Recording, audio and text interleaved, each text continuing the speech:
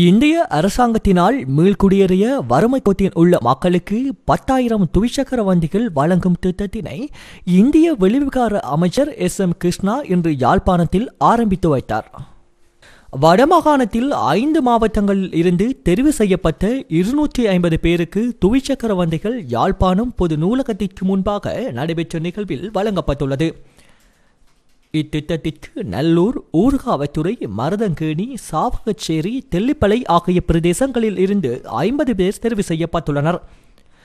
இதில் நல்லூர் J89 கிராம சேவையாளர் பிரிவை சேர்ந்த M. Manojini, A. Mary Emalda, J. Jason, K. Jeevajothi, S. Jeevasuthan, Kanimila, A. Kanishtan, J. Daniel, R. Rubithik Soban, A. Anushraj ஆகியோருக்கும், ஊர்காவற்றியில் M. Sharmila, N. Sothivaran, K. Krishnothiram, U. Udayaseeli, K. Vigneswaran, S. Sureka, P. Premkumar, A. Ramsi, M. Pirana, S. Nirojan ஆகியோருக்கும், மருதங்கேணியில் J430 கிராம சேவையாளர் பிரிவில் M. Jeenaneswari, S. Sandhya, I. Jacinta, P. Vijayakumari, S. Thanabalasingam, S. Kulasekaram, S. Vijitharan, P. Rajini, ஏ. மரியதாஸ் ஆகியோருக்கும், சாவகச்சேரியில் M. Tharsana, P. Nitharsan, R. Skajanthini, P. Indhuja, S. Thatchayini, R. Vimalan, M. Mathusalini, A. Jinthuja, P. Thanojan ஆகியோருக்கும், தெல்லிப்பளையில் கே.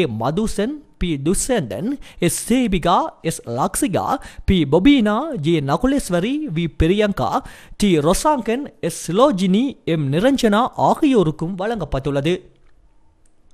இந்நிகழ்வில் இந்தியா வெளியுறவுத்துறை அமைச்சர் எஸ்.எம். கிருஷ்ணா, இலங்கை வெளிவிவகார அமைச்சர் G.L. பீரிஸ், இலங்கைக்கான இந்திய தூதுவர் அசோக் கே. காந்தா, பாரம்பரிய கைத்தொழில் மற்றும் சிறு கைத்தொழில் அபிவிருத்தி அமைச்சர் K.N. டக்ளஸ் தேவானந்த, வடமாகாண ஆளுநர் G.A. சந்திரசிறை, யாழ் மறை மாவட்ட ஆயர் தோமஸ் சவுந்தரநாயகம், நல்லையாதீன முலர்வல் ஸ்ரீலஸ்ரீ சோமசுந்தர தேசிய ஞானசம்பந்த பிரமச்சார சுவாமிகள், யாழ் நாகவிகாரை விகாராதி, யாழ் இந்திய துணை தூதுவர் வி. மகாலிங்கம், யாழ் மாநகர சபை முதல்வர் ஜோகேஸ்வரி பத்குணராஜா, இந்திய அதிகாரிகள் மற்றும் யாழ் அரசு அதிபர் இமெல்டா சுகுமார் அதிகாரிகள் உட்பட பலரும் கலந்து கொண்டனர்.